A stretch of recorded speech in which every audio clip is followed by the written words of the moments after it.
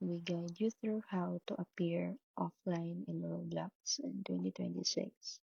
So, the first thing you need to do is to open Roblox and log into your account and click on the settings icon, usually found in the top right corner of your screen.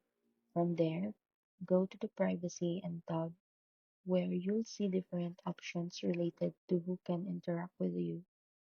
Look for the settings like who can chat with me, who can join with me, and who can invite me to private servers, and set all of these to no one to limit interactions.